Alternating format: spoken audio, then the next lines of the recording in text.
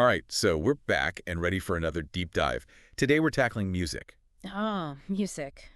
Always a good topic. always. And I've been looking at this music education PDF, and it's really got me thinking about how we can understand music in, well, in kind of different ways. Yeah, I can see that. It can get pretty complex. It can. So analogies, right? They could be super helpful. Absolutely.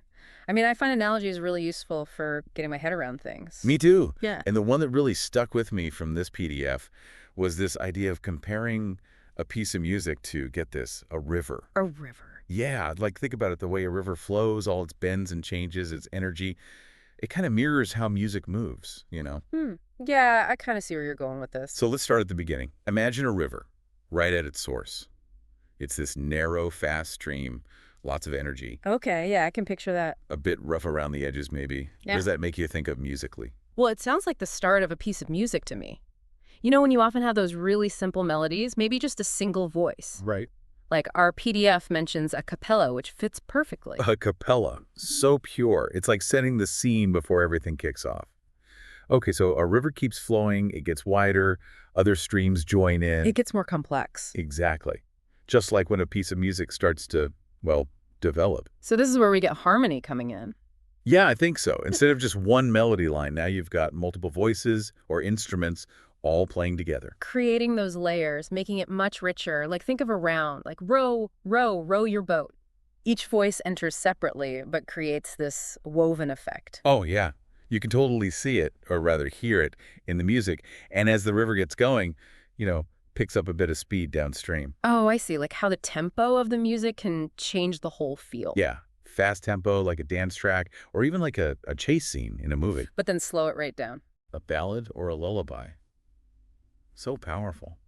It's amazing how composers, how they use tempo to, like, play with their emotions. Yeah. Now, let's picture the river getting even wider.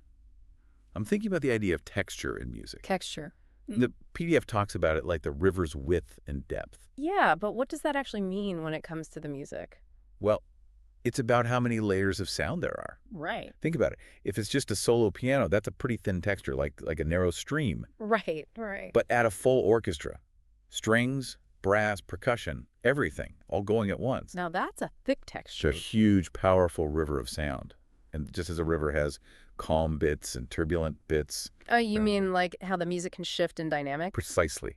Dynamics, it's like the river's power. Yeah, like loud and soft. And it can change gradually, like a river slowly building to a crescendo. Or suddenly like a waterfall. Exactly. Big volume shift. It's like the composer's controlling the emotional volume. So we've got tempo, texture, dynamics. Yeah. What about timbre? The PDF compares it to the actual sound of the river. Huh, the sound. Like the difference between rushing rapids and a gentle, babbling brook. Oh, okay. So timbre is all about the unique quality of a sound. Yeah. Each instrument or each voice has its own special timbre. Like a flute. That's got a really light, airy timbre. And a cello, much warmer, richer. It's like their personality. It really is. And thinking about those unique sounds, it makes me think about composers who were inspired by the sounds of nature directly.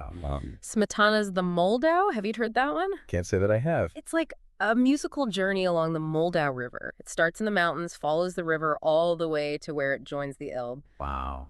Smetana, he uses everything we've been talking about, tempo, dynamics, timbre, all to create this sonic landscape.